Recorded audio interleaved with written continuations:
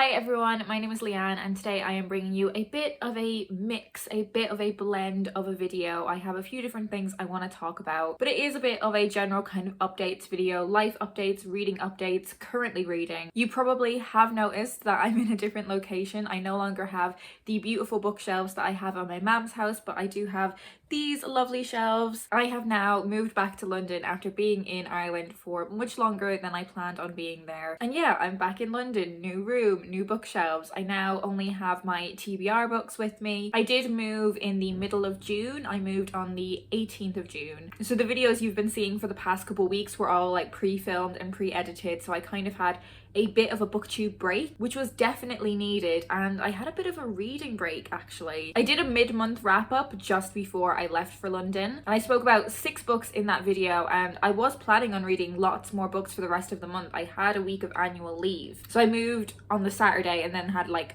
a week of annual leave after that, the Monday to the Friday, and I thought I would do loads of reading, but I really didn't, which was a combination of, you know, settling into the house, getting all of my stuff together, spending time with my new housemates who are wonderful, and also having a social life again. You know, I didn't really have much of a social life when I was in Ireland. Things were locked down for much longer. I didn't have as strong a network of people around me in Ireland as I do here in London. So I have been getting out and about and seeing people, which I haven't done for a long time, and I just didn't really do any reading. Actually, I did do a fair bit of reading, but I really struggled to immerse myself in something. So for the rest of June, I actually only ended up completing 1 more book. So in total, I read 7 books in June, which is the lowest quantity of books that I've read so far this year. But I did know that, you know, in those reading months where I was reading like 20 books, I knew that that was going to slow down. I knew it was going to balance out somewhere, and June was a month where it really balanced out because I only finished 7 books, which is still a huge amount of books to read in 1 month. But I'm not going to do a part 2 wrap up because that seems kind of pointless.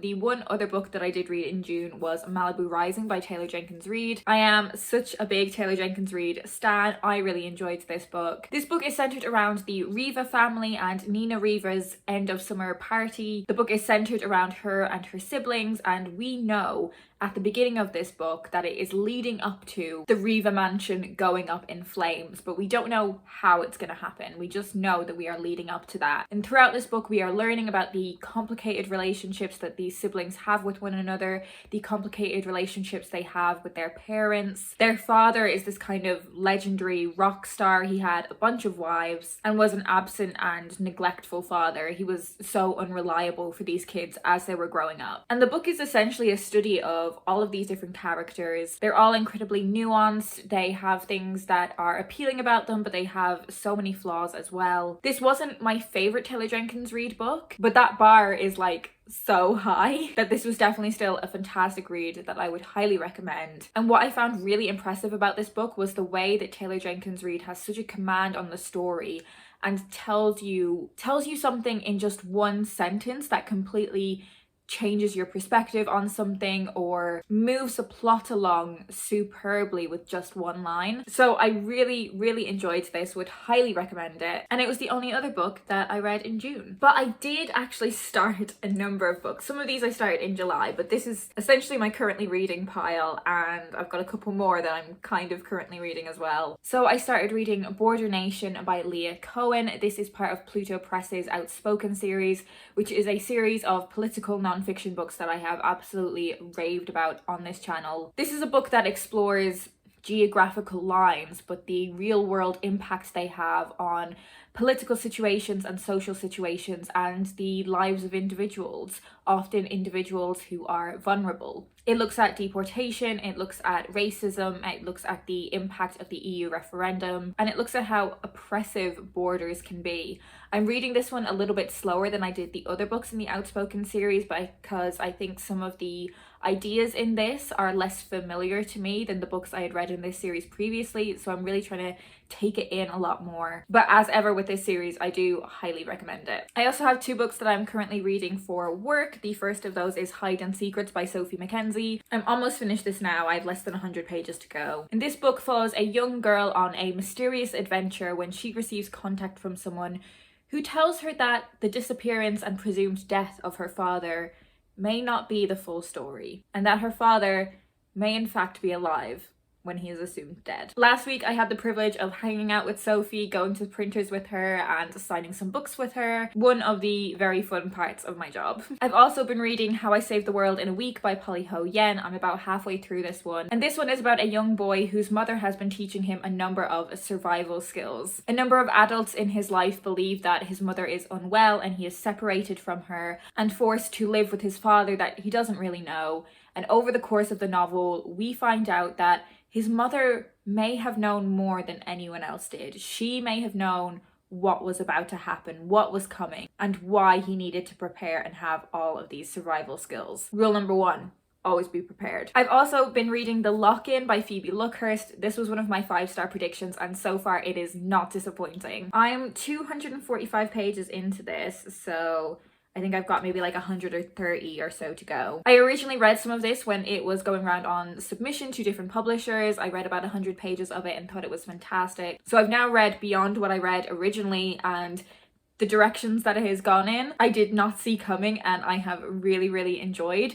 So this is set in a London house share, very kind of typical London house share where things are a bit crappy, the landlord is a bit crappy. There are 2 best friends and this guy that they found on spare room. And after quite a chaotic morning, they all end up stuck in the attic together. So the 3 housemates plus one of the best friend's hinge dates from the night before. And the other best friend gradually starts to realize that she may know him from somewhere. Oh, and only one of them has their phones, but they also can't connect to the Wi-Fi in the attic, and the kitchen is flooding downstairs. So much fun. I am loving this. I am just so impressed by this book, and I think this is the book that is kind of pulling me out of a bit of a reading slump. I wasn't in a reading slump because of any one book in particular. I think it was just because you're being able to get out and about again, you know, having a social life again. I wasn't really getting into things so much. I wasn't devoting like big chunks of time to doing some reading, and I think that's when I read best. I think I read best when I can sit down with something and read for like a few hours. I'm not one of those people who's really good at reading like little bits here and there. I need to have like a proper reading session. There were a couple of books that really suffered because of that I've kind of started, and I don't even really think that I'm kind of currently reading them. And one of those was Disobedience by Naomi Alderman. I've only read about 50 pages of that, but even then, I think I don't really remember anything about it. I couldn't get into it, but again, not a fault of the book. I also had the same experience with The Outrage. I was listening to this one on audio and just couldn't really get into it at the time I was reading it, but will definitely be going back to it. I do have a couple of other books that I'm listening to on audio. So I have been listening to The Beach Read, and I think I'm about 3/4 of the way through this. I'm sure most of you guys know about this book now. It was a bit of a booktube rom-com darling. It's about 2 fiction writers who are both kind of in writing slumps. They've got a bit of writer's block and they decide, as a bit of a challenge, as a bit of a bet, to swap genres. So the guy writes like literary fiction and the girl writes rom-coms, and they decide to swap genres. And of course, a romance blossoms between the 2 of them. It's a lot of fun. I'm enjoying it. And I have also just started listening to this morning Dear Martin by Nick Stone. This one's really short. I'm over halfway through it now. I've been listening to it while I've been working, and it's a really fantastic YA book about racial injustice and inequality in America. I think I will probably end up finishing that today, and in fact I think this evening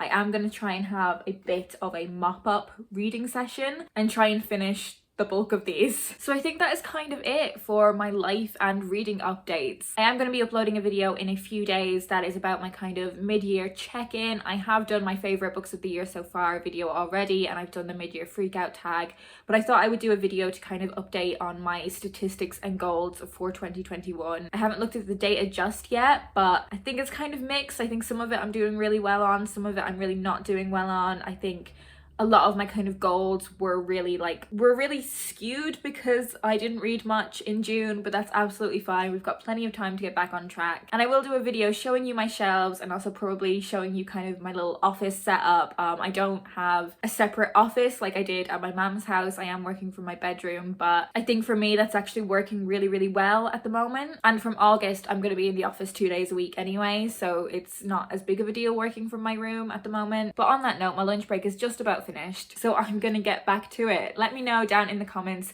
what you are currently reading. What do you do if you are in a bit of a reading slump? If you have any thoughts on anything that I've mentioned in this video, do leave me a comment down below. That's all I'm going to talk about today. I hope you guys are doing well, and I will speak to you in my next video.